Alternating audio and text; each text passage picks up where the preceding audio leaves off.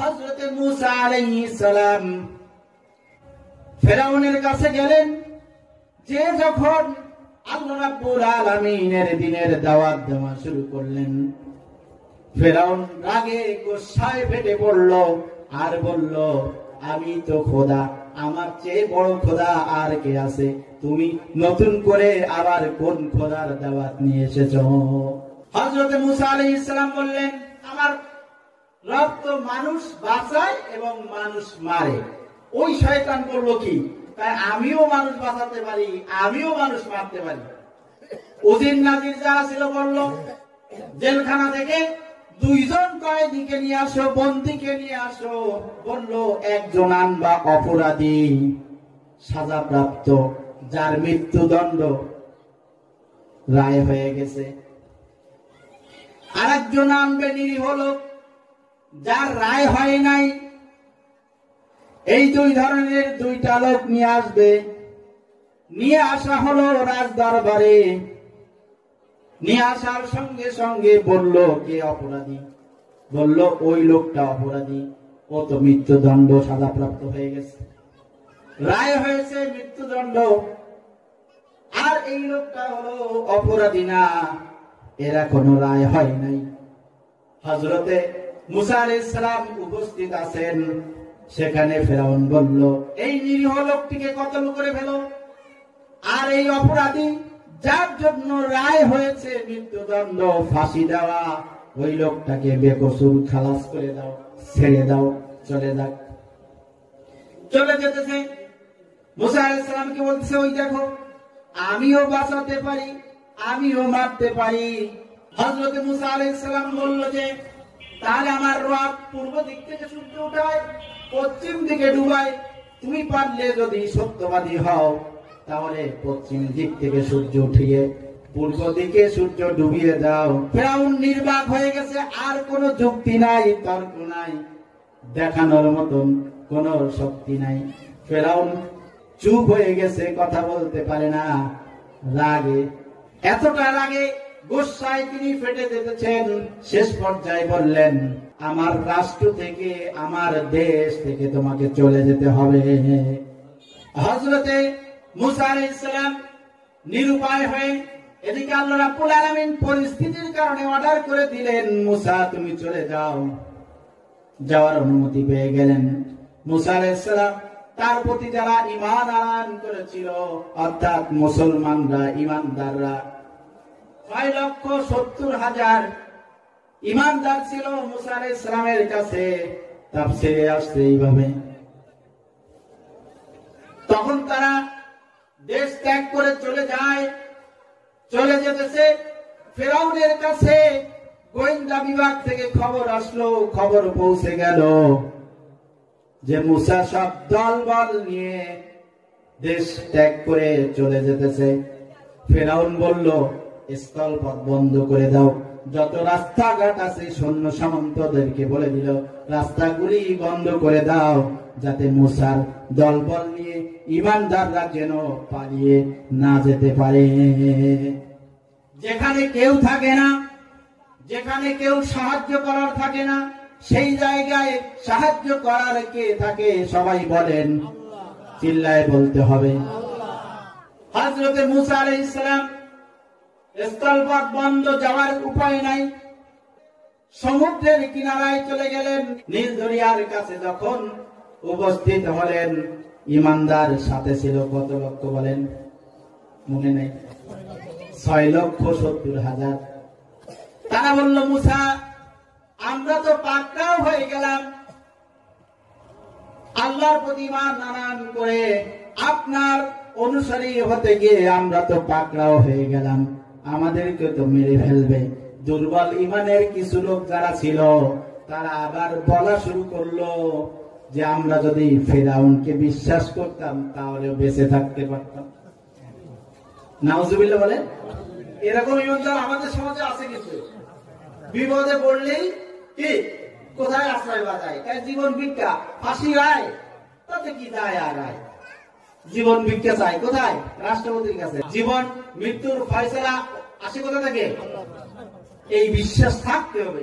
আর এই বিশ্বাস যদি না থাকে আপনি আমি ইমানদার হতে পারবো না। মুসা আলাইহিস সালাম হতাশ হলেন না, নিরাশ হলেন না। সামনে বিশাল সমুদ্র, পানি থই থই করছে, বাঁচার কোনো উপায় নাই। কিন্তু যারা মজবুত ইমানদার তারা বিশ্বাস হারা হয় নাই যে আমার আল্লাহ রাব্বুল আলামিন অবশ্যই একটা ব্যবস্থা করে দিবেন। মুসা আলাইহিস সালাম বললেন, ভয় পাওয়ার কারণ নাই, লা তাহজান, ভয় পেও না, ইন্নাল্লাহ মা'ানা, আল্লাহ আমাদের সঙ্গে আছেন। মুসা আলাইহিস সালাম সমুদ্রের কিনারায় আল্লাহ রাব্বুল আলামিন ঘোষণা করে দিলেন ওহীর মাধ্যমে। সেই কথাও কোরআনের মধ্যে আল্লাহ রাব্বুল আলামিন ঘোষণা করে দিয়েছেন। এই জন্য দিয়েছেন যে ফেরাউন চলে যাবে, নমরুদ চলে যাবে, কাফের মুশরিক যারা আল্লাহ রাব্বুল আলামিনের ঈমানদার বান্দাদের সঙ্গে বেয়াদবি করেছে, অন্যায় অত্যাচার করেছে, জুলুম নির্যাতন করেছে, তারা চলে যাবে ঠিকই। তারপরে যারা আসবে তারা যেন এই ইতিহাস দেখে দেখে আল্লাহর উপর ঈমানকে আরো মজবুত করে নিতে পারে। যেখানে আমার কেউ নাই সেখানে কে আছে? আল্লাহ রাব্বুল আলামিন মুসা আলাইহিস সালামকে বলে দিলেন, হে মুসা, তোমার হাতে যে লাঠিটা আছে, হযরত মুসা আলাইহিস সালামের একটা মুজিজার লাঠি ছিল। এই লাঠিটায় 120টা পর্যন্ত মুজিজা দেখানোর ক্ষমতা আল্লাহ রাব্বুল আলামিন দিয়েছিলেন। বলেন সুবহানাল্লাহ। আল্লাহ বললেন, লাঠিকে নিক্ষেপ করো, লাঠি দিয়ে আঘাত করো সমুদ্রের পানির পরে। সমুদ্রের পানির পরে যখন আঘাত করা হলো, আঘাত করার সঙ্গে সঙ্গে আল্লাহ রাব্বুল আলামিন 1 নয় 2 নয় 12টি রাস্তার ব্যবস্থা করে দিয়েছেন। বলুন সুবহানাল্লাহ। বাঁচায় কে? ঈমান আনতে হবে কার পরে? 12টি রাস্তা হয়ে গেছে। ইতিমধ্যে ফেরাউনের দলবল লোক লস্কর ওই যে দেখা যায় কাছাকাছি চলে এসেছে। ভয়ে বিহ্বল হয়ে গেছে ঈমানদারগণ যারা ছিল 6,70,000। হতাশার গ্লানি তাদের চেহারার মধ্যে দেখা যাচ্ছে। ইতিমধ্যে আল্লাহ রাব্বুল আলামিন যখন লাঠি দিয়ে ওই 12টি রাস্তার ব্যবস্থা করে দিলেন আর বললেন, তোমরা এই রাস্তা দিয়ে পাড়ি দাও। মুসা আলাইহিস সালাম বলে দিলেন। 12টি রাস্তা হওয়ার কারণ হলো, তাফসীরের মধ্যে এসেছে যে 12টা গোত্র ছিল মুসা আলাইহিস সালামের সাথে। এই জন্য আল্লাহ রাব্বুল আলামিন 12টা গোত্রের জন্যই 12টি রাস্তার ব্যবস্থা করে দিয়ে ঈমানদারদেরকে বাঁচিয়ে দিয়েছেন। বলু সুবহানাল্লাহ। মুসা আলাইহিস সালাম ওই 6,70,000 সৈন্য নিয়ে রওনা দিলেন। 12টি রাস্তা দিয়ে সারিবদ্ধ হয়ে সমুদ্র পাড়ি দিতেছে, মাঝ বরাবর চলে গেছে। আর ফিরাউনের দলবল নিয়ে কেবল নামে। মুসা আলাইহিস সালাম যখন ওই কিনারায় উঠে গেছে তার দলবল নিয়ে, আল্লাহ রাব্বুল আলামিন পানিকে অর্ডার করে দিলেন, পানি যেই অবস্থায় আগে ছিল আবার সেই অবস্থায় ফিরে যাও। সমস্ত রাস্তাগুলি পানির অতল তলদেশে চলে গেল।